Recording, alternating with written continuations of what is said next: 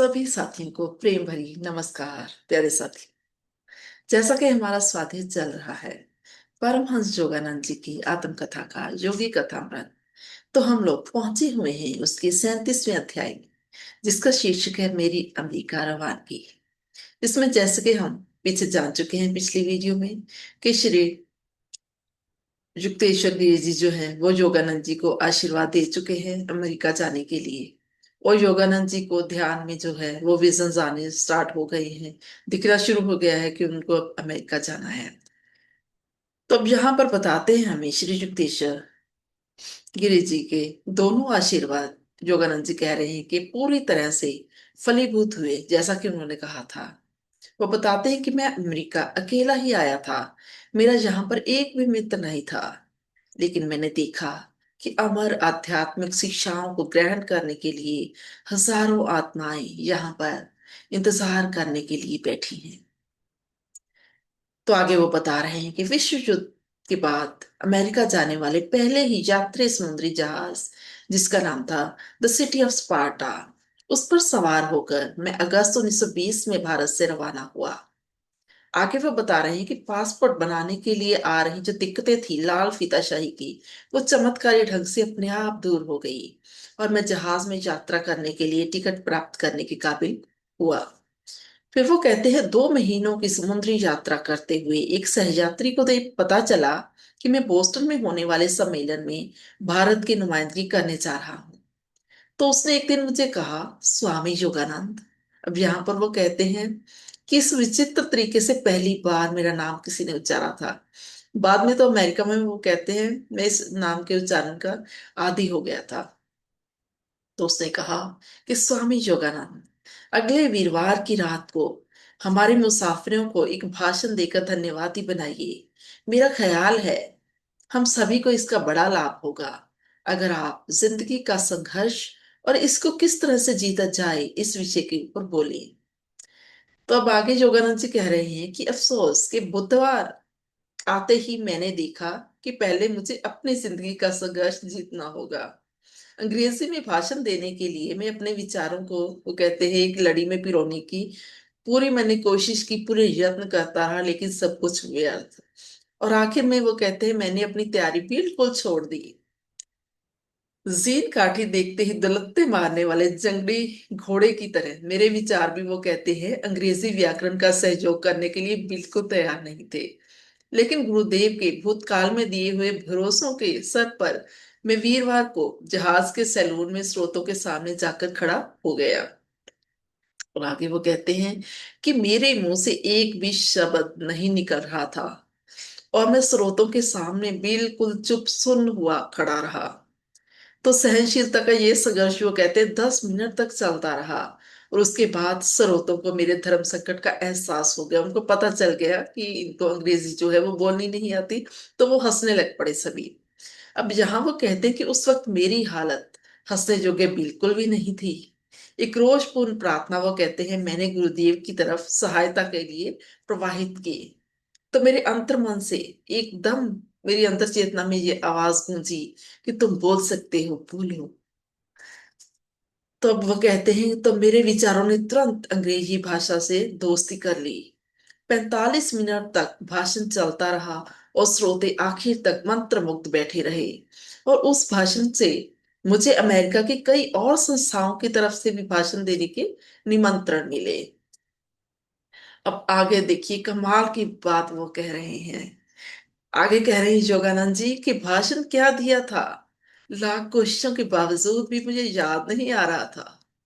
और अब वो दूसरे मुसाफिरों से ये पता करने की कोशिश करते हैं, वो पूछते हैं कि मैंने क्या भाषण दिया था। तो वो कहते हैं कि विवेकशील पूछगिछ करने से दूसरे मुसाफिरों से सिर्फ मुझे इतना ही पता चला कि मैंने शुद्ध अंग्रेजी में एक अत्यंत प्रेरणादायक भाषण दिया था। और उनसे ये आनंददायक खबर सुनकर कि उस मुश्किल घड़ी में सहायता करने वाले अपने गुरुदेव का, वो कहते हैं, मैंने निम्रता पूर्वक धन्यवाद किया। और मुझे नए सिरे से ये विश्वास हो गया कि वो देश काल की हदों से परे हमेशा मेरे अंग संग हैं और रहेंगे। फिर आगे वो कहते हैं कि बाकी रहती समुद्री यात्रा के दौरान मैं कभी कभार बोस्टन सम्मेलन में अंग्रेजी में भाषण देने की अग्नि परीक्षा का ख्याल करके कांप उठता था और अपने तहे दिल से प्रार्थना करता था कि परम पिता परमात्मा, आप ही मेरी एक वो एक प्रेरणा स्रोत बनने की कृपालता करें। अब आगे वो बताते हैं द सिटी ऑफ स्पार्टा, मतलब उनका जो समुद्री जहाज था वो सितंबर के उत्तरार्ध में बोस्टन बंदरगाह पर जाकर लगा। 6 अक्टूबर 1920 को वो कहते हैं मैं धर्म सम्मेलन में अमेरिका में अपना पहला भाषण मैंने दिया। भाषण का बहुत ही अच्छा स्वागत हुआ। तो वो कहते हैं कि मैंने तो फिर सुख का सांस लिया। अब आगे वो कहते हैं अमेरिकन यूनिटेरियन एसोसिएशन के फ्राक स्कत्तर ने सम्मेलन की कार्रवाई के ऊपर अपने विचार इस तरह से फिर प्रकट किए। उन्होंने कहा कि रांची के ब्रह्मचार्य आश्रम से आए प्रतिनिधि स्वामी योगानंद अपने संस्था की तरफ से सम्मेलन के लिए शुभकामनाएं लेकर आए। धारा प्रवाह अंग्रेजी में बोलते हुए उन्होंने दार्शनिक विशेषता वाले विषय धर्म विज्ञान के ऊपर बड़ा तेजस्वी भाषण दिया, जिसको बड़े पत्थर पर बांटने के लिए किताबचे के रूप में छपवाया गया है। उन्होंने अपने भाषण में जोर देकर कहा कि धर्म विश्व व्यापक है और एक है। किसी खास रीति रिवाज को सर्वव्यापक बनाना हमारे लिए संभव नहीं हो सकेगा, लेकिन धर्म में मौजूद अटल सच्चाइयों को हम सर्वव्यापक बना सकते हैं। उस पूरे विश्व को उनको अपनाने के लिए कहा जा सकता है। आगे कहते हैं योगानंद जी कि मेरे पिताजी की तरफ से दी गई बड़ी रकम के सहारे सम्मेलन खत्म होने के बाद भी मेरा अमेरिका में ठहरना संभव हुआ।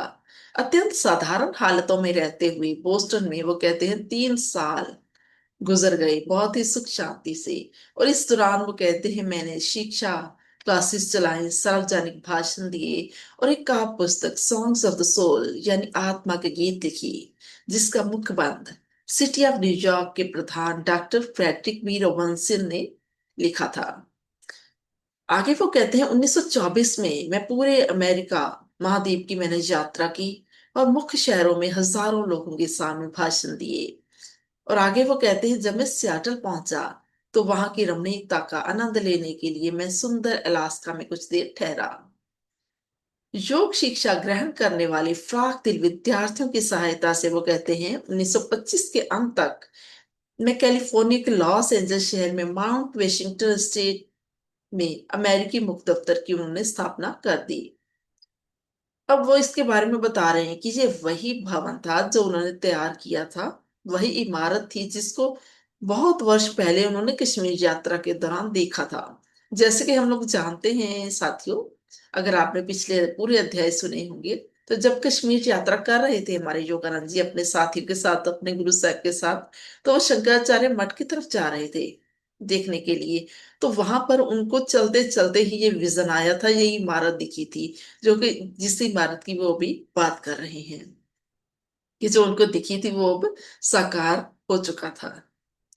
फिर वो कहते हैं मैं जल्दी ही अमेरिका की गतिविधियों की फोटोएं श्री युक्तेश्वर जी को उन्होंने भेज दी और उन्होंने फिर बंगला भाषा में उत्तर दिया, जिसका अनुवाद उन्होंने यहाँ पर दिया हुआ है। युक्तेश्वर गिरी जी ने उनको पत्र लिखा कि मेरे दिल की राज दुलारे योगानंद, जो कि उन्होंने 11 अगस्त 1926 को लिखा, कि तुम्हारे स्कूल और तुम्हारे विद्यार्थियों की फोटो देखकर मेरे जिंदगी को कितना आनंद मिला है, मैं शब्दों में बयान नहीं कर सकता। अलग अलग शहरों के तुम्हारे योग के विद्यार्थियों को देखकर मैं खुशी से भरपूर होता जा रहा हूँ। प्रतिज्ञा भजन, रोग निवारक स्पंदन और देवी रोग मुक्ति की प्रार्थनाएं सुनकर मैं तुझे तहे दिल से धन्यवाद दिए बगैर नहीं रह सकता।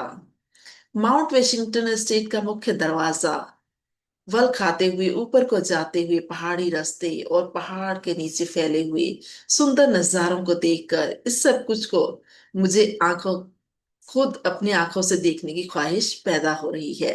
यहाँ पर सब कुछ ठीक ठाक चल रहा है।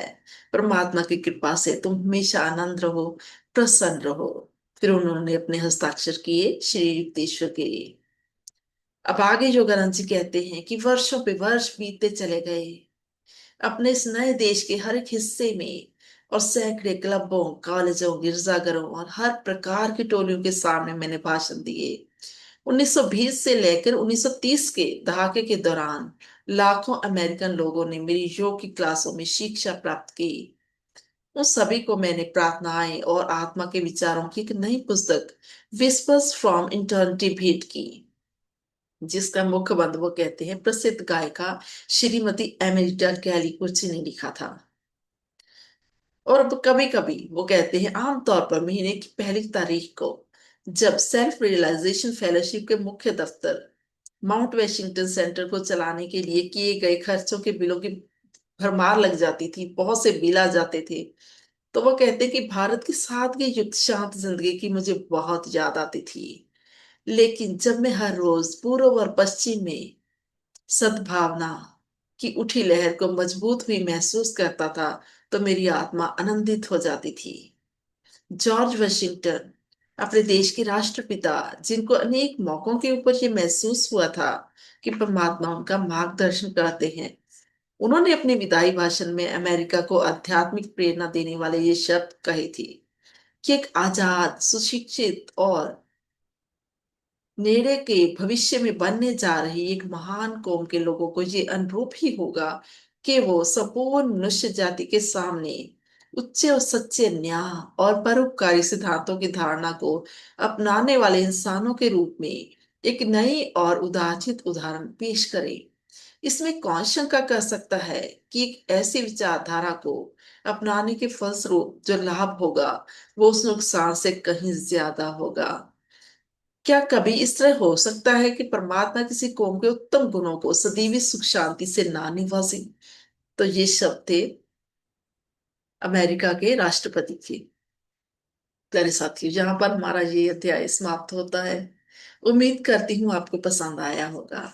और साथियों, अगर आपको पसंद आया है तो कृपया अपने अन्य साथियों के साथ शेयर भी जरूर कीजिएगा। और कमेंट बॉक्स में लिखकर लिखकर प्लीज जरूर बताया कीजिए कि आपको कैसा लग रहा है मेरा स्वाध्याय। अगर कोई भी आपको कमी महसूस हो रही तो प्लीज वो भी मुझे बताएं, ताकि मैं अपने आप को सुधार कर और ज्यादा बेहतर कर सकूं। बहुत बहुत धन्यवाद आप सभी का। जल्द ही हम फिर मिलेंगे नेक्स्ट वीडियो।